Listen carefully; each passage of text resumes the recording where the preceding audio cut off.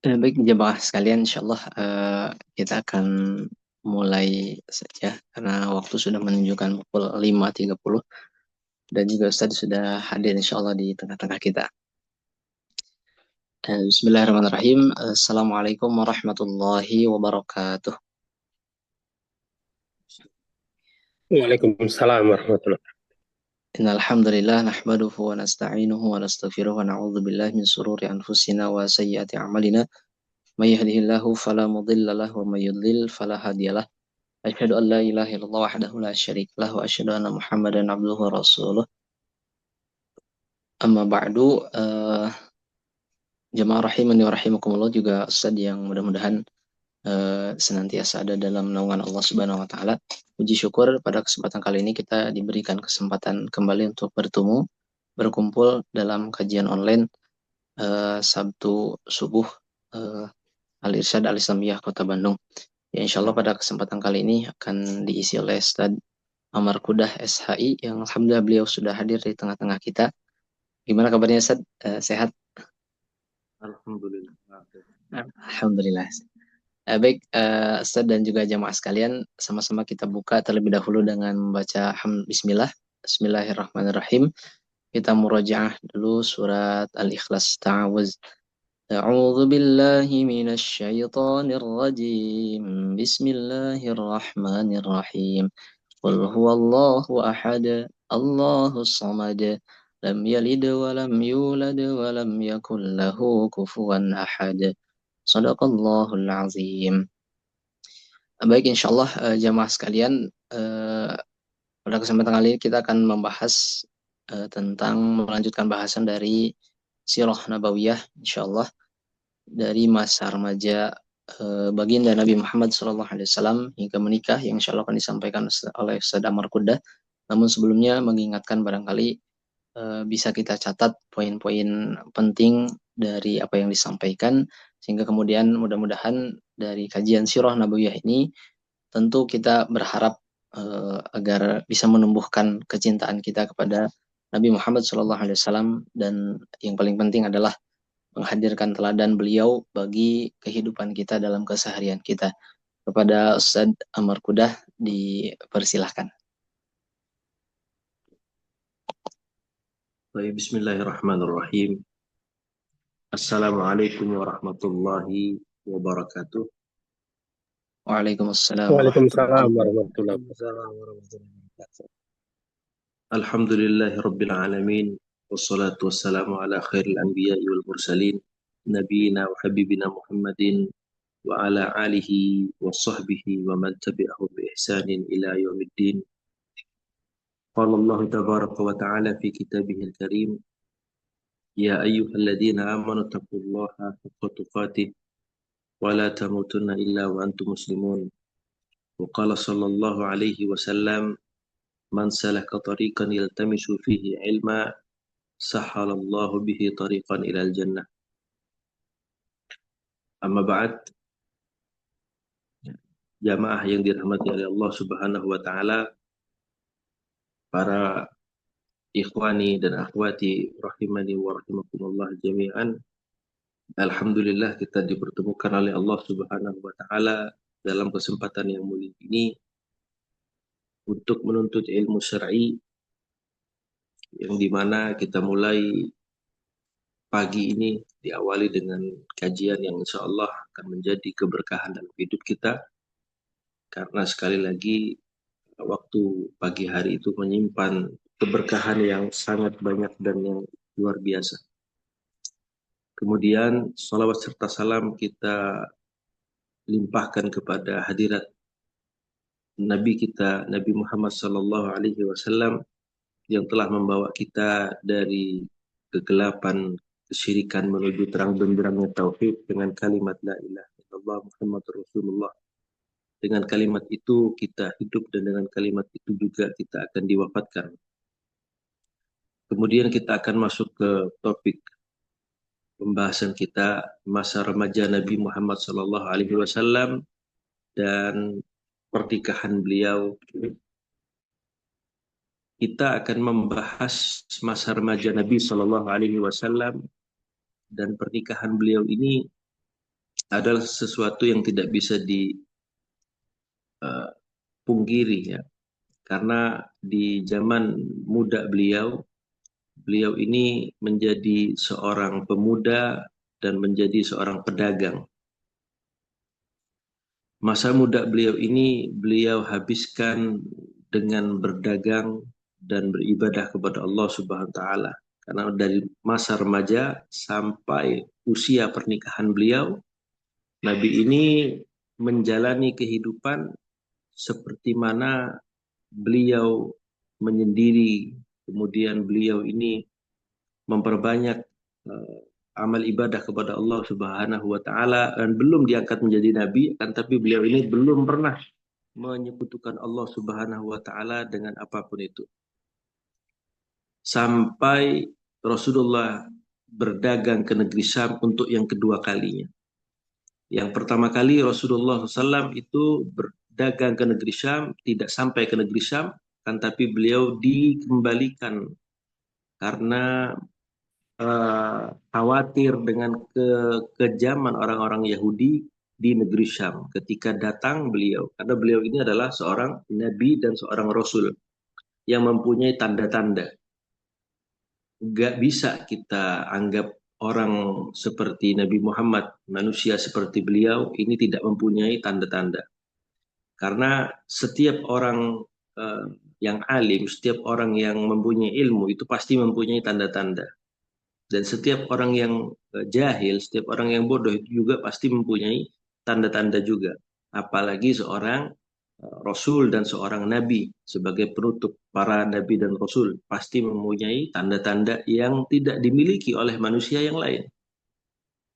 Kemudian dari situ Buhaira Ar-Rahib, pendeta Buhaira itu memberikan saran kepada pamannya untuk biraddihi, untuk mengembalikan Nabi Muhammad SAW jangan sampai masuk ke negeri Syam. Akhirnya Rasulullah dikembalikan, dipulangkan, itu perdagangan pertama Rasulullah ke negeri Syam. Kemudian yang kedua itu ada lagi pada saat usia Rasulullah SAW itu remaja. Kana safaruhu athani ila Syam. Rasulullah itu berdagang ke negeri Syam yang untuk yang kedua kalinya. Kana safaruhu athani ila Syam fi tijaratin, untuk berdagang. Jadi Rasulullah itu di masa mudanya beliau itu sudah berdagang, sudah menyibukkan diri dengan hal-hal yang positif. Jadi tidak benar atau ucapan orang yang pasti salah itu ya, yang mengucapkan Rasulullah itu pengangguran, itu salah. Kemudian fitijaratin, untuk berdagang, berdagang barang siapa yang beliau bawa? Tidak lain dan tidak bukan adalah li Khadijah, barang dagangan Khadijah. Wa ma'ahu gulamuha Maisarah, dan ditemani pembantu dari Khadijah yang bernama Maisarah. Ya, Maisarah ini adalah seorang laki-laki, bukan seorang perempuan. Hanya namanya saja yang seperti perempuan, Maisarah. Wa fi ruju'ihi, dan ketika Rasulullah berdagang ke negeri Syam dan ketika pulangnya Rasulullah ini uh, membawa uh, faedah yang banyak, keuntungan yang luar biasa.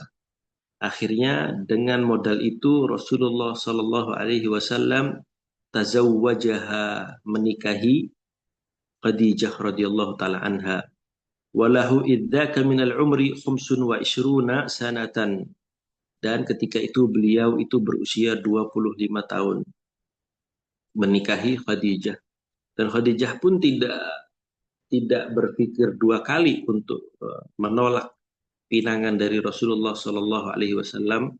Karena siapa lagi yang mempunyai akhlak yang luar biasa, yang mempunyai akhlakul karimah yang luar biasa, yang mempunyai sifat amanah, jujur, dan sifat-sifat baik yang lain kecuali Rasulullah SAW. Dan sudah dikenal Rasulullah ini sejak anak kecil, sejak kecil sampai dewasa, dan sampai beliau diangkat menjadi nabi, itu sudah dikenal bahwasanya Rasulullah mempunyai sifat al-amin yang dapat dipercaya. Itu sifat. diberikan oleh orang-orang musyrikin Quraisy sendiri. Meskipun orang-orang musyrikin Quraisy itu tidak mau beriman dengan risalah yang dibawa oleh Nabi kita Muhammad sallallahu alaihi wasallam. Dan ini adalah sebuah sebuah julukan atau sebuah penilaian yang sangat bagus yang diberikan oleh orang-orang musyrikin Quraisy kepada Rasul. Mereka tidak mau beriman dengan risalah yang dibawa oleh Nabi Muhammad, akan tapi mereka menilai Nabi Muhammad itu sebagai orang yang siddiq, ya, dapat dipercaya, amanah, ya, juga, dan al-amin, komplit semuanya. Tidak jarang sekali orang yang benci dengan kita, benci dengan apa yang kita bawa, itu mau mengakui kelebihan yang dipunya oleh kita.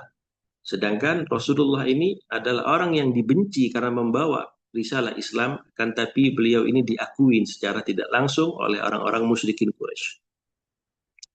Kemudian di masa mudanya Rasul Shallallahu Alaihi Wasallam juga setelah menikah dengan Khadijah radhiyallahu taala anha, mereka orang-orang orang-orang Quraisy itu membangun Ka'bah kembali. Banat Quraisyun al-Ka'bah wa umruhu khamsun wa salasuna sanatan. Ketika Rasulullah berusia 35 tahun, orang-orang musyrikin Quraisy itu membangun ulang Ka'bah al-Mukarramah. Wa hakamuhu fihim man yad'ul hajar. Dan Rasulullah itu menjadi adil, menjadi hakim yang sangat adil untuk siapa yang berhak uh, meletakkan batu Ka'bah itu. Fawada'ahu fi thawbin, maka Rasulullah itu mengambil batunya dan diletakkan di thawb, di kain. Wa amara kullu qabilatin an ta'khudha bi tarafin min ats-thawbi. Dan Rasulullah menyuruh setiap kabilah itu untuk memegang setiap sudutnya. Jadi sebuah kain ketika dibentangkan itu pasti akan berbentuk kotak segi empat. Dan Rasulullah menyuruh setiap kabilah untuk memegang setiap sudutnya. Berarti kalau di gambar kotak seperti ini, kain kotak seperti ini, sudutnya tuh ada 4. Wa kanu arba'a qabail, dan mereka itu ada 4 kabilah, terdiri dari 4 kabilah. Falamma rafa'uhu ila mawdi'ihi wada'ahu biyadaihi sallallahu alaihi wasallam. Dan ketika hendak meletakkan, setelah diangkat keempat sudut kain tersebut, maka Rasulullah mengangkat batu tersebut dan meletakkan dengan kedua tangan yang mulia sallallahu alaihi wasallam. Dan ini simple seperti ini tidak dipikirkan oleh musyrikin Quraisy. Yang mereka pikirkan adalah gimana caranya saya melebihi kabilah yang itu. Saya harus meletakkan Hajar Aswad, batu Ka'bah. Saya harus meletakkan untuk yang pertama kali di antara kabilah-kabilah yang lain. Maka Rasulullah menghindari perpecahan, menghindari peperangan yang sangat biasa di masyarakat Arab jahiliyah. Mereka sangat bergampang-gampangan atau bermudah-mudahan dalam berperang. Meskipun itu terbuat atau terjadi karena hal-hal yang sangat kecil, remeh, tapi bisa menimbulkan peperangan. Itu adat kebiasaan orang-orang musyrikin Quraisy. Dan kemudian setelah masa itu Rasulullah masih remaja juga. Ya, remaja dalam artian bukan di usia 20-an ya, akan tapi dari sejak 20 itu sampai 40 itu menurut ulama adalah remaja.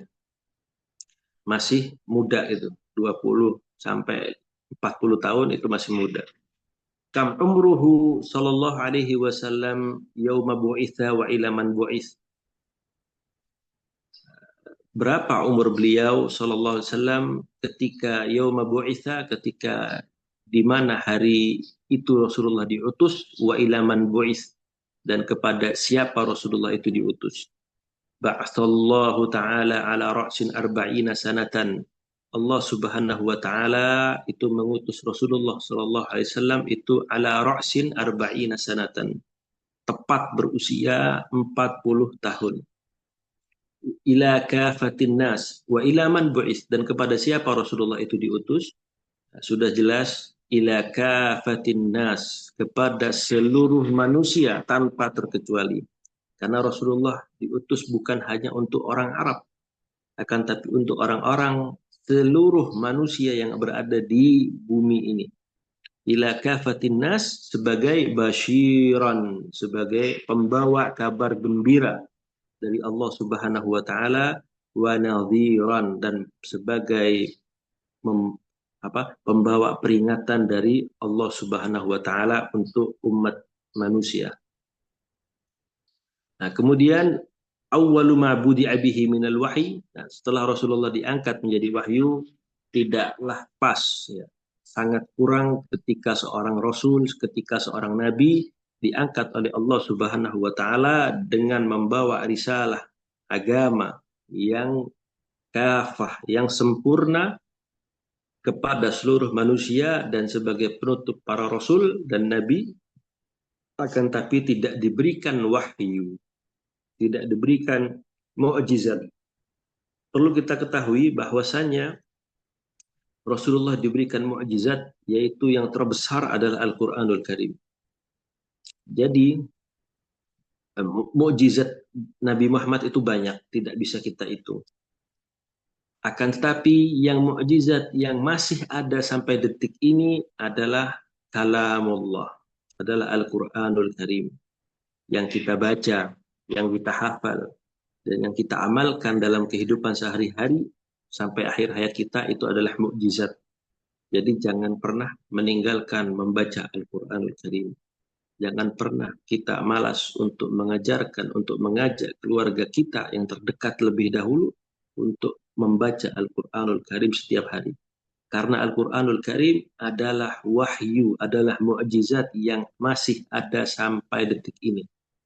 Ketika kita membaca, ketika kita menyentuh, ya, mushaf dan membaca apa yang tertulis di dalam mushaf, itulah kita sedang membaca mukjizat, ya, sedang membaca kalamullah. Dan kalamullah itu dan sebuah mukjizat, ketika kita baca tidaklah meninggalkan kecuali kebaikan dalam diri kita.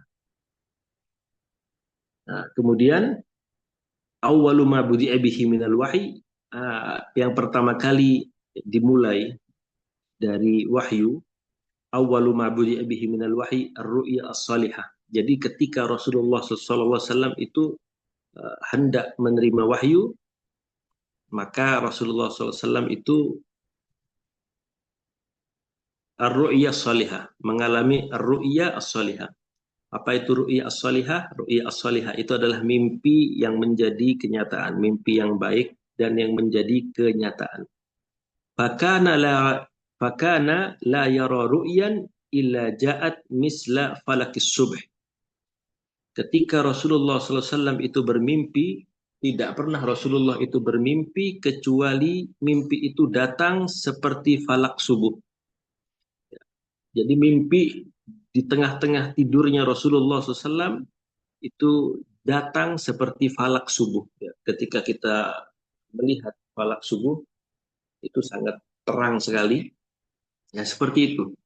Mimpi yang datang kepada Rasulullah SAW dan menjadi kenyataan. Jadi wahyu itu datang mempunyai beberapa cara kepada Rasul SAW. Yang pertama adalah mimpi yang menjadi kenyataan. Kemudian kaifa kana haluhu qabla al-wahyi wa ma awwalu ma unzila alaihi. Bagaimana keadaan Rasulullah Sallallahu Alaihi Wasallam pada saat itu, pada saat ru'ya salihah tadi, ya, qabla al-wahyi, sebelum datangnya wahyu, wa ma awwalu ma unzila alaihi, dan apa yang pertama kali diturunkan atas Nabi Muhammad Sallallahu Alaihi Wasallam. Kana yata'abbadu fi ghari Hira. Rasulullah SAW ketika itu bersendiri, ya, menyendiri di gua Hira. Layali dawat, beberapa malam Rasulullah itu menyendiri di gua Hira. Kemudian wa yatazawwadu lidzalik, dan Rasulullah itu mempersiapkan diri untuk menyendiri di Gua Hira. Nah, ketika kita umroh umpamanya, kita umroh, nah, kita bisa cek itu dari Makkah Al-Mukarramah Ka'bah ke Gua Hira itu perjalanannya luar biasa. Kalau ditempuh dengan berjalan kaki atau menaiki kuda ataupun unta. Jalanannya itu menanjak dan sampai di Gua Hira bukan sampai gitu aja, masih naik lagi. Perjalanannya sekitar kalau dari ya, jalan itu ke Gua Hira itu sekitar mungkin naik dan turun itu hampir 1 jam, hampir 1 jam. Itu kalau kita istirahat, duduk, lanjut lagi, istirahat, duduk, lanjut lagi. Tapi kalau langsung mungkin setengah jam itu udah sampai.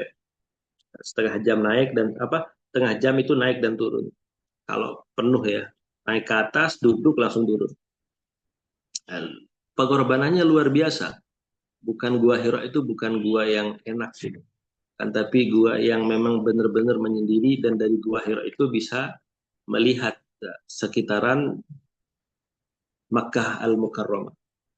Summa yarji, kemudian Rasulullah setelah sampai di Gua Hira, kemudian beliau kembali ila Khadijah, kepada Khadijah radhiyallahu taala anha, wa yatazawwadu lidzalika hatta ja'ahu al-haq wa huwa fi ghari Hira, sampai datangnya kepada beliau itu al-haq dan beliau ada di Gua Hira. Awwalu ma nazala alaihi minal Qur'an, yang pertama kali turun kepada Rasulullah sallallahu alaihi wasallam dari Al-Qur'anul Karim adalah yang kita fahami dan kita tahu secara maksimal. Kalau nggak tahu tentang ayat pertama yang diturunkan oleh Allah Subhanahu wa taala, ya harus belajar kembali. Ya, Iqra bismi rabbikal ladzi khalaq. Itu ayat pertama dalam surat Al-Alaq, turun 5 ayat sampai firman Allah Subhanahu wa taala ma lam ya'lam. Itu Al-Alaq atau biasa disebut kalau anak-anak kecil itu Iqra, ya, baca surat Iqra ya. Jadi itu namanya surat Al-Alaq 1 sampai 5. Itu adalah yang pertama kali turun kepada Rasulullah Sallallahu Alaihi Wasallam, wahyu yang diwahyukan oleh Allah Subhanahu Wa Taala kepada beliau. Kemudian ikhwani dan akhwati rahimani wa rahimakumullah jami'an. Nah, setelah itu Rasulullah SAW pulang menggigil, dalam keadaan badan menggigil, karena yang turun ini bukan perkara yang gampang, bukan perkara yang mudah ya. Karena Allah Subhanahu wa taala saja menekankan inna sanulqi 'alaika qaulan tsaqila. Sungguhnya kami akan menurunkan sebuah perkataan kepadamu wahai Muhammad, qaulan tsaqila, yang sangat berat. Kalau kita membaca Al-Qur'anul Karim ketika mendapat musibah, mendapat apa, dan kita yakin dengan membaca Al-Qur'anul Karim mampu menjadikan sebuah solusi dalam kehidupan kita, maka nggak jarang ketika kita membaca ayat Quran, maka hati kita ini akan bergetar. Ada rasa sendiri, karena Quran ini bukan urusan gampang ya, bukan urusan mudah-mudah dibaca, udah selesai-selesai ditaruh lagi. Enggak. Kan tapi Quran itu Allah sendiri yang mengatakan inna sanulqi 'alaika qaulan tsaqila. Perkataan yang sangat berat, karena itu adalah kalamullah. Itu adalah perkataan Allah, kalam. Yang kita baca itu adalah kalamullah. Bagaimana ketika tubuh kita menerima kalamullah tadi dengan membaca, otomatis ada beberapa faedah dan manfaat yang bisa kita rasakan. Kemudian setelah itu Rasulullah pulang dan meminta diselimuti oleh Khadijah. Ya Khadijah, zammiluni, zammiluni. Selimutilah aku, selimutilah aku. Nah, kemudian setelah itu wahyu itu terjeda. Jadi wahyu itu tidak datang langsung 30 juz, 114 surat langsung turun kepada Nabi Muhammad seperti itu. Jadi Allah Subhanahu wa taala ingin memberikan ibrahnya, pelajarannya kepada Rasul dan kepada kita, bahwasanya manusia yang sudah disiapkan yaitu Nabi Muhammad saja itu menerima ilmu, menerima Al-Qur'anul Karim itu step by step. Enggak langsung Allah berikan 30 juz, 114 surat. Akhirnya Rasulullah itu mengalami sebuah fase di mana wahyu itu terjeda. Allah ingin memberikan hikmahnya bahwasannya ilmu itu dengan tadarruj, step by step. Nggak bisa ilmu itu diberikan langsung 100% kepada orang tersebut. Nah, ini juga sebagai hikmahnya. Kita sebagai seorang muslim mempunyai kewajiban menuntut ilmu. Ya, ilmu itu bisa kita manfaatkan dan bisa kita resapi 100% jika kita menuntut ilmu dengan jalan yang benar. Bagaimana jalan yang benar? Rasul kita contoh. Rasul itu menerima wahyu pertama kali Iqra bismi rabbikal ladzi khalaq. 5 ayat dalam surat Al-Alaq. Setelah itu Rasulullah tidak menerima wahyu apapun. Karena Allah Subhanahu wa taala ingin memberikan contohnya kepada Rasul dan kepada kita sebagai umat Islam. Bahwasanya Rasul saja itu Allah berikan wahyu step by step. Perlahan dan perlahan. Atau selangkah demi selangkah. Sampai Rasulullah itu faham dan Rasulullah itu mengamalkan apa yang diturunkan oleh Allah Subhanahu wa taala. Begitu juga kita. Kalau mau belajar itu dari dasar. Jangan belajar langsung ke level 10. Level 10 ini akan kita lalui ketika kita sudah melalui level 1, level 2, level 3, level 4, level 5 sampai 10.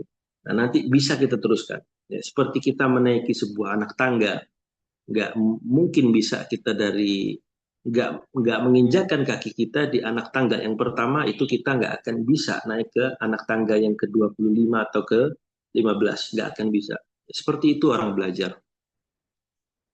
Ya, yang sangat aneh kalau ada orang belajar yang tiba-tiba langsung belajar dengan pelajaran-pelajaran yang berat.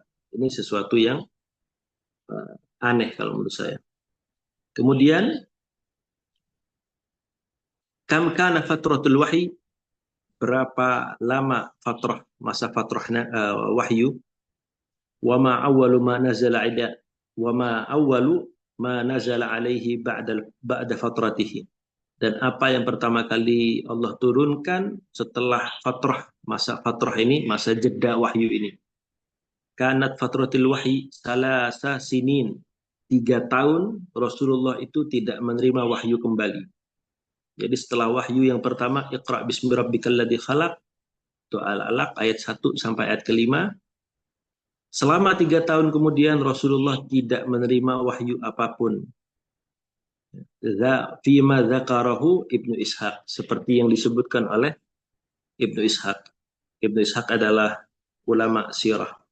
Wa awwalu ma nazala ba'daha, dan yang pertama kali turun setelah fatrah selama 3 tahun, jeda wahyu 3 tahun ini, Allah Subhanahu wa taala menurunkan ayat ya ayyuhal muddatsir. Ya. Kemudian summa fatihatul kitab. Kemudian fatihatul kitab. Fatihatul kitab adalah Al-Fatihah. Summa hamiyal wahyu wa tataba'ah. Kemudian wahyu itu terjaga dan saling berurutan datang kepada Rasulullah sallallahu alaihi wasallam.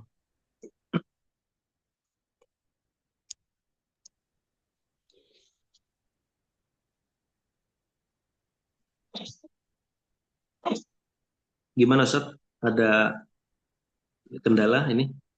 Oh iya, Sad. Barangkali nanti Zoom-nya akan mati dulu. Nanti setelah itu dilanjut lagi gitu dengan link yang sama gitu, Sad. Ah, iya, Karena iya. belum perpanjangannya belum belum terproses oleh sistem katanya gitu. Iya, iya. Ya ini lika-liku kajian online seperti ini memang. Ada aja. Terkadang udah enak sinyal. Iya. Nah, kemudian wahyu itu datang berurutan kepada Rasulullah dan dijaga oleh Allah Subhanahu wa taala. Nah, yang menarik adalah siapa sih yang pertama kali beriman dengan risalah yang dibawa oleh Rasul sallallahu alaihi wasallam? Awwalu man amana bihi minan nisa. Yang pertama kali beriman itu dari kaum perempuan, yaitu Khadijah, istrinya radhiyallahu taala anha. Perempuan memerankan peran yang sangat penting di sini. Ya, biasanya kalau perempuannya rajin ke majelis taklim, dia pasti akan membawa suaminya. Ya, seperti itu. Wa minar rijal asyuyukh, dan dari golongan laki-laki yang sudah dewasa, tentu saja Waraqah bin Naufal. Waraqah bin Naufal adalah paman dari Khadijah radhiyallahu taala anha, yang ketika itu Rasulullah SAW bermimpi dan dibawa kepada Waraqah bin Naufal. Waraqah bin Naufal mengatakan, seandainya saya hidup pada saat kaummu mengusirmu, wahai Muhammad, saya akan menolongmu dengan segala upaya saya. Wa minal muqtahalin, dan dari golongan laki-laki yang enggak tua dan enggak muda juga, itu ada Abu Bakar As-Siddiq radhiyallahu taala anha, itu yang pertama kali beriman dengan Rasulullah sallallahu alaihi wasallam. Wa minas sibyan, dan dari golongan anak-anak ada Ali bin Abi Thalib radhiyallahu taala radhiyallahu taala anhu, adalah sepupu dari Rasulullah SAW dan akan menjadi menantu dari Rasulullah. Wa minal mawali, dan dari golongan orang-orang yang lemah adalah Zaid bin Harisah. Wa minal ariqa, dan dari golongan orang-orang yang dimerdekakan, yaitu ada Bilal bin Abi Rabah. Wa amana bi da'wati Abi Bakar, dan orang yang beriman atas dakwahnya Abu Bakar As-Siddiq adalah Utsman bin Affan radhiyallahu taala anhu, wa Abdurrahman bin Auf radhiyallahu taala anhu, wa Sa'ad bin Abi Waqqas radhiyallahu taala an, wa Sa'id uh, wa Abu Ubaidah bin Jarrah wa ghairuhum. Jadi Abu Bakar Siddiq ini sahabat Rasul, orang yang pertama kali beriman dengan Rasul, dan orang yang pertama kali berdakwah serta mengislamkan sahabat-sahabat yang mulia yang lain. Kaifa kana awwalu da'wati ilal Islam? Di masa remajanya Rasulullah ini sudah diberikan tanggung jawab yang luar biasa oleh Allah Subhanahu wa taala untuk membawa risalah Islam ini. Tentu saja risalah Islam ini tidak diambil sendiri oleh beliau, akan tapi didakwahkan. Kanat da'watul awwalu sirran. Awal mula Rasulullah itu berdakwah secara sembunyi-sembunyi, sirran. Nahwa salasi sinin, sekitar 3 tahun. Jadi 3 tahun beliau habiskan untuk berdakwah secara sembunyi-sembunyi. Thumma umira sallallahu alaihi wasallam, kemudian Rasulullah itu diperintahkan oleh Allah Subhanahu wa taala bisad'i biha jahran, untuk memulai dakwahnya secara terang-terangan. Biman bada'a sallallahu alaihi wasallam hina jahra bid-da'wah, dengan siapa saja atau dengan apa Rasulullah itu melakukan terang-terangan dalam berdakwah. Lamma anzalallahu ta'ala alaihi, ketika Allah Subhanahu wa taala menurunkan atasnya sebuah ayat, wa anzir ashiratakal aqrabin, dan berikanlah peringatan wahai Muhammad kepada saudaramu yang terdekat. Ini adalah surat kalau saya nggak salah adalah surat Asy-Syu'ara. Kemudian setelah turun ayat itu, Raqiya Jabal Abi Qubais, Rasulullah itu mendaki Jabal Abi Qubais. Di mana Jabal Abi Qubais ini? Ya di Makkah. Kan tapi ketika kita cari sekarang, ketika umrah, mana sih Jabal Abi Qubais? Ya sudah tidak ada, sudah menjadi bangunan semua. Fa'amma, kemudian Rasulullah itu memberikan pengumuman kepada umat. Faqala ya ma'syara Quraisy, maka Rasulullah berkata, ya ma'syara Quraisyin, wahai sekalian penduduk Quraisy. Wa ya bani Abdi Manaf, wahai bani Abdi Manaf. Wa ya bani Hashim, wahai bani Hashim. Ishtaru anfusakum, selamatkanlah diri kalian. Ankidu anfusakum minan nar, selamatkanlah diri kalian itu dari siksa api neraka. La ughni ankum minallahi syai'a. Saya tidak mampu memberikan apapun, ughni memberikan manfaat apapun di sisi Allah atas kalian sama sekali.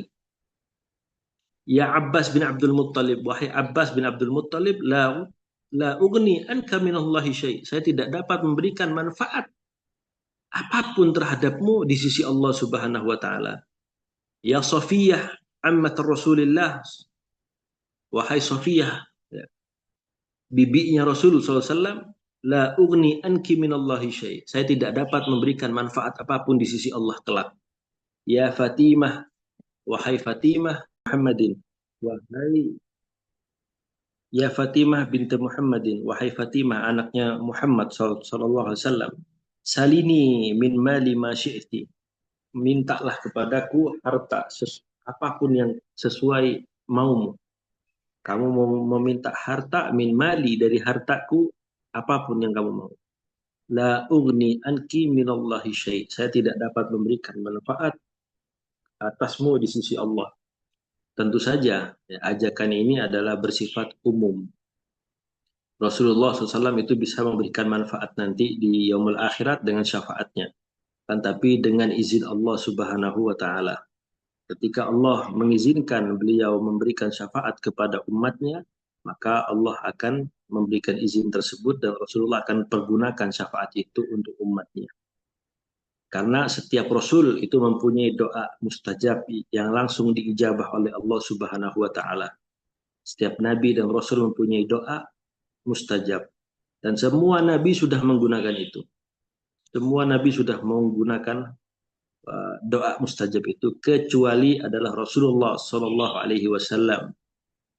Rasulullah sengaja menyembunyikan atau menahan doa mustajabnya untuk yaumul akhirat kelak, untuk di akhirat kelak, yaitu untuk siapa? Untuk kita sebagai umatnya. Maka demi Allah, kita adalah umat Nabi yang penuh dengan kasih sayang. Dan demi Allah, Nabi SAW ini adalah Nabi manusia yang paling mulia akhlaknya.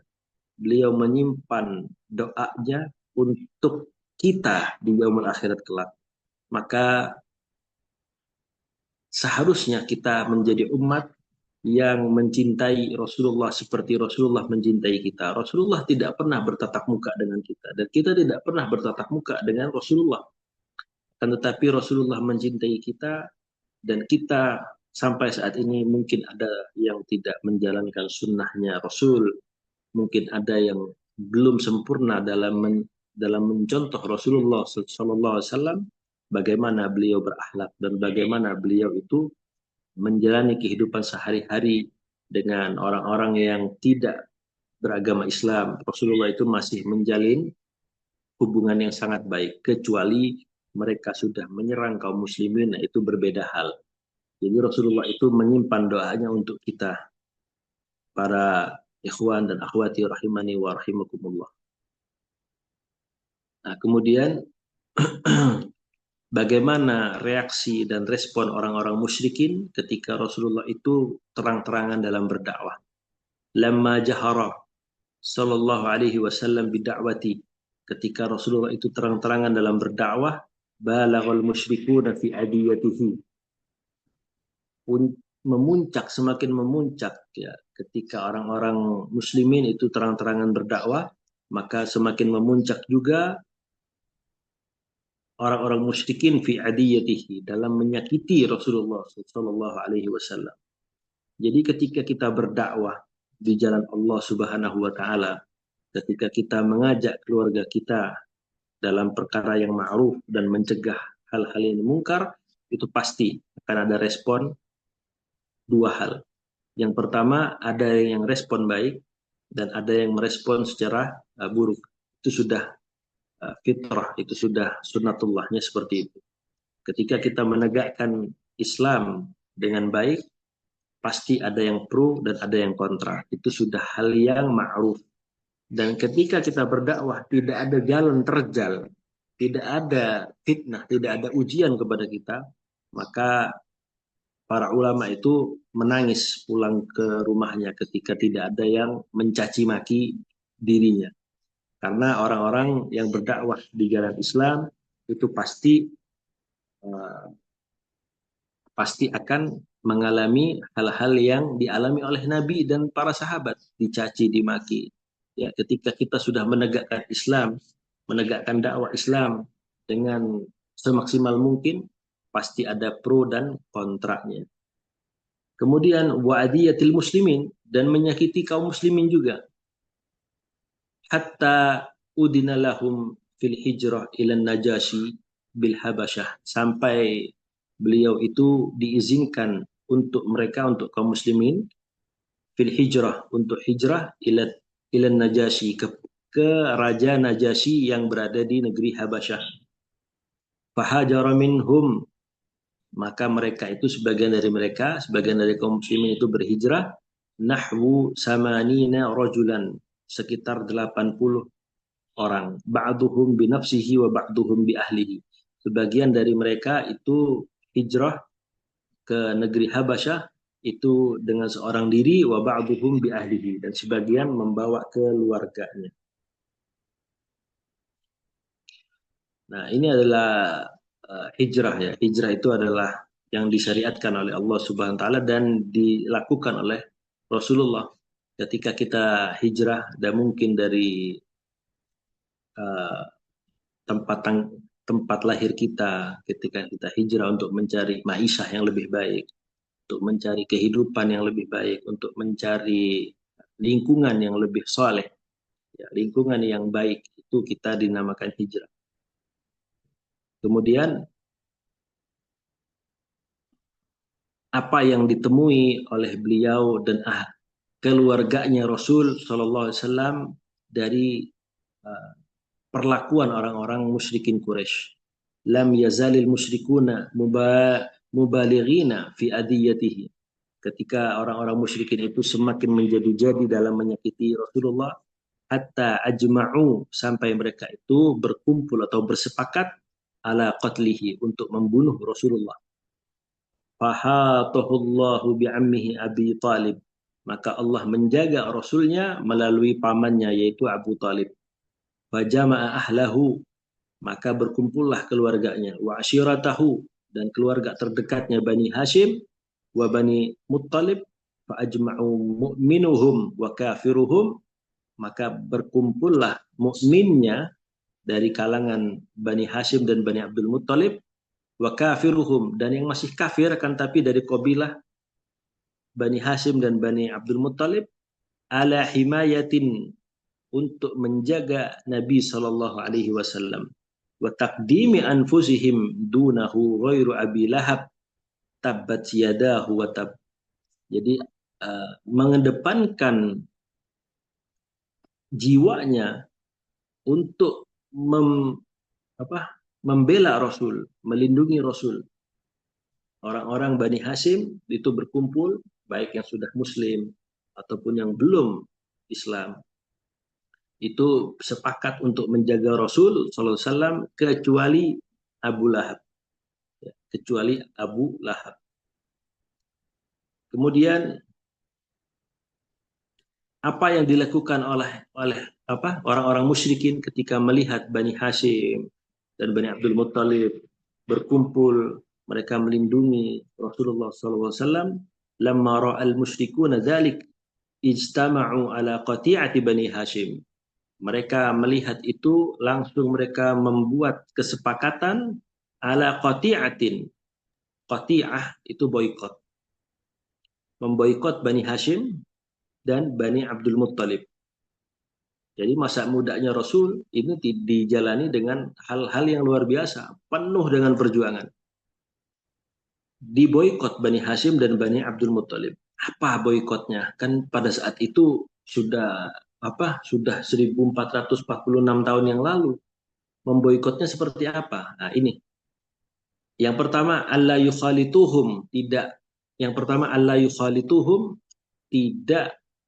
bercampur baur dengan mereka. Wala yukalimuhum, dan tidak mengajak bicara mereka. Wala yunakihuhum, dan tidak menikahkan putranya atau putrinya dengan mereka. wala yanaluhum bi khairin abadan, dan tidak bereaksi atau apa namanya, bersikap baik kepada mereka selamanya. Itu kesepakatan pemboikotan kepada Bani Hashim dan Bani Abdul Muttalib. Wa katabu bidzalika sahifatan wa alsaquha fi jidaril Ka'bah. Mereka boikot ini ditulis oleh mereka di atas sebuah kertas ala sahifah wa alsaquha, dan menempelkannya di jidaril Ka'bah, di dinding Ka'bah al-Mukarramah. Wastama'a Banu Hashim, maka berkumpullah Bani Hashim dan Bani Abdul Muttalib. Karena Bani Hashim dan Bani Abdul Muttalib ini diboikot, maka mereka ini tidak mempunyai tempat di Makkah Al-Mukarramah. Maka mereka pindah ke Syi'ib. Syi'ib itu celah bukit. Ada di bukit itu biasanya ada mempunyai halaman yang enggak seberapa luas. Jadi Syi'ib itu celah bukit. Bukit yang mempunyai celah. Syi'ib Abi Talib, kepunyaan Abi Talib, wa alama akum fi, dan di atas sikon yang seperti itu. Bayangkan ketika Bani Hashim dan Bani Abdul Muthalib berdagang, perdagangannya tidak dibeli. Ketika Bani Abdul Muthalib dan Bani Hashim ingin membeli sebuah makanan dengan membawa hartanya, ini saya pengen beli sebuah air atau sebuah makanan pokok, maka tidak dijual kepada Bani Hashim dan Bani Abdul Muthalib. Mereka berada di Syi'ib, di celah bukit itu, dengan sikon yang seperti itu. Kelaparan yang sangat-sangat benar-benar lapar. Hanya melindungi Rasulullah Shallallahu Alaihi Wasallam. Masih ada waktu, Ustaz?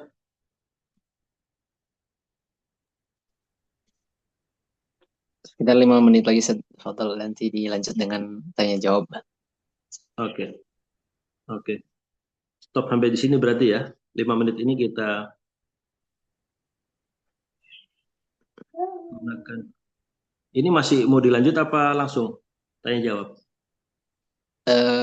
Boleh dilanjut dulu, sampai 25 saja. Oke. Kemudian sampai kapan itu terjadi pemboikotan tersebut? Kana naqdu as-sahifah lam yazalu mahsurin fi syi'ib. Mereka itu masih senantiasa mahsurin, tersingkirkan atau terasingkan fi syi'ib, di celah bukit tersebut, salah sasinin, 3 tahun. Nah, bayangkan, bukan waktu yang cepat itu. Ya. Kita kena COVID aja udah luar biasa. Ini sudah, kita kena COVID masih bisa, ya, jual beli itu masih enak. Kan, tapi mereka 3 tahun diboikot, dikucilkan. Hatta masya fi naqdis sahifah, sampai berjalanlah seseorang untuk membatalkan boikot tersebut. Yaitu yang pertama Hisham bin Amr, kemudian wa Zuhair bin Abi Umayyah, wa Mut'im bin Adi, wa Abul Bukhtari bin Hashim, wa Zam'ah bin Al-Aswad bin Abdul Muttalib. Thumma quti'at sahifah wa qad wajadu al-aradatah akalat kullama fiha min al-qati'ah wa lam yabqa illa ismullah azza wa jal. Sampai berjalan beberapa orang tersebut yang kita bacakan tadi untuk membatalkan perjanjian tersebut dan untuk mengambil kertas yang ditempel di dinding Ka'bah. Akan tapi waqad wajadu al-aradata akalat kullama fiha. Mereka sampai di Ka'bah ingin mengambil kertas tersebut yang isinya perjanjian pemboikotan Bani Hashim dan Bani Abdul Muttalib. Itu sudah didapati bahwasanya kertas itu sudah habis dimakan rayap, kecuali tersisa sedikit. Apa yang tersisa? Walam yabqa illa ismullah, kecuali nama Allah Subhanahu wa taala. Waqad ukhbira sallallahu alaihi wasallam bidzalika qabla tamziqiha, dan Rasulullah sallallahu alaihi wasallam telah memberikan informasi kepada kaum muslimin, ya, tentang hal itu sebelum pembatalan atau penyobekan kertas yang berisi tentang perjanjian pemboikotan kepada kaum muslimin dan Bani Hashim serta Bani Abdul Muttalib. Jadi seperti itu, ini adalah mukjizat juga yang dimakan sama rakyat semua isi perjanjian kecuali nama Allah Subhanahu wa taala. Ya, orang-orang musyrikin Quraisy itu mengenal dengan nama Allah Subhanahu wa taala karena menulisnya dengan Ismullah, dengan uh, nama Allah Subhanahu wa taala. Dan kisah ini diriwayatkan dalam beberapa kitab para ulama. Yang pertama Sirah Ibn Hisham dan Sahih Bukhari juga meriwayatkan kisah ini. Kemudian Ad-Dahabi juga meriwayatkan kisah ini. Jadi kisah ini yang sangat ma'ruf sekali. Allahu taala alam bisawab. Kita cukupkan pembahasan kita di masa muda Rasulullah SAW itu dilalui setelah pernikahannya dengan Khadijah, beliau melalui lika-liku dakwah yang sangat luar biasa. Ya, kalau ada pertanyaan, wallahu taala alam bisawab. Ada pertanyaan yang bisa saya jawab, saya jawab. Syukran jazakallah khair pada Ustadz yang sudah menyampaikan materinya yang jelas. Dan barangkali dipersilakan bagi jemaah yang ingin bertanya bisa langsung melalui video atau di obrolan grup juga bisa. Itu sudah ada yang tanya Ustaz. Afwan pakai kitab. Oh iya. Tafadhal Ustaz, bisa langsung dijawab saja. Afwan pakai kitab apa kajiannya Ustaz? Oke. Kitab ini adalah kajian ini saya bacakan dari kitab Amali fi Siratin Nabawiyah. Jadi ada kitab yang berjudul Amali fi Siratin Nabawiyah li Allamah karya Al-Allamah Hafidh bin Ahmad Al-Hakami rahimahumullahu rahmatan wasi'ah.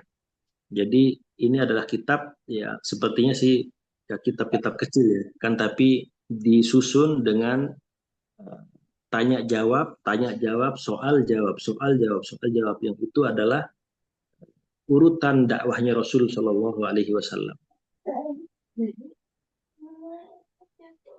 yang berkaitan satu sama lain. Pertanyaan yang pertama dengan pertanyaan yang kedua itu berurutan. Seperti kehidupan Rasulullah itu dikisahkan juga berurutan seperti kitab-kitab sirah yang lain. Wallahu a'lam.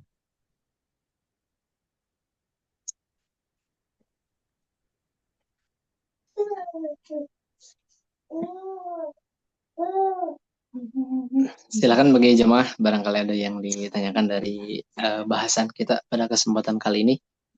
Bisa di obrolan grup atau langsung boleh bertanya di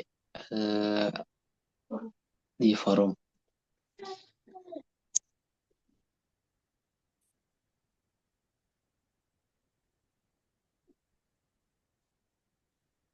Cukup jelas insya Allah. Alhamdulillah. Barangkali sedikit tadi sudah menyebutkan di awal itu Nabi itu sebelum kenabian itu kan taat kepada Allah, berarti mengikuti ajaran sebelumnya berarti ya. Gimana? Nabi itu kan sebelum kenabiannya gitu ya, sebelum dapat risalah, sebelum diutus menjadi Rasul itu, beliau berarti beriman kepada ajaran sebelumnya gitu ya, ajarannya Nabi Isa atau siapa saja. Baik, barakallahu fiik. Jadi sebelum Rasulullah itu diangkat menjadi Nabi, bagaimana Rasulullah SAW itu beribadah? Yang pertama, apakah beliau itu mengikuti ajaran Nabi sebelumnya, yaitu Nabi Isa yang terdekat dengan beliau? Ya, tentu saja tidak. Ketika itu, masyarakat musyrikin Quraisy itu sudah mengenal yang namanya millat Ibrahim. Sudah mengenal millat Ibrahim. Tentu saja ketika orang yang mengamalkan atau beribadah sesuai millah Ibrahim, tentu saja mereka tidak akan menyembah berhala, tidak akan menyembah Latta, Uzza, Hubal, itu tidak akan disembah oleh mereka. Contohnya siapa? Abu Bakar As-Siddiq. Abu Bakar Siddiq ini tidak ada di dalam sejarah apapun beliau itu pernah menyembah berhala-berhala yang disembah oleh orang-orang musyrikin Quraisy. Dan apakah agama sebelum agamanya Nabi itu, ya contohnya Waraqah bin Naufal. Waraqah bin Naufal ini adalah seorang ahli kitab yang mempunyai kitab. Siapa yang mempunyai kitab sebelum zaman Nabi Muhammad? Ya tentu saja ya, syariat yang dibawa oleh Nabi Isa alaihissalam atau uh, sih. Jadi yang mempunyai kitab itu beriman dengan kitab itu dan beriman dengan ajaran yang dibawa oleh Nabi Isa alaihissalam. Nah, Waraqah bin Naufal ini karena beliau itu mempunyai uh, kabar-kabar dari kitab-kitab Nabi Isa atau wahyu-wahyu yang dibawa oleh Nabi Isa alaihissalam, maka beliau tahu bahwasanya Nabi Muhammad kelak ini akan diusir dari Makkah. Jadi yang dibawa oleh Nabi Muhammad sebelum yang dipakai oleh Nabi Muhammad sebelum beliau itu diangkat oleh Allah menjadi nabi dan rasul adalah millah Ibrahim. Beliau tidak pernah menyekutukan Allah dan beliau juga tidak pernah dalam sebuah riwayat pun membantu orang-orang musyrikin dalam hal yang menyekutukan Allah. Tidak pernah.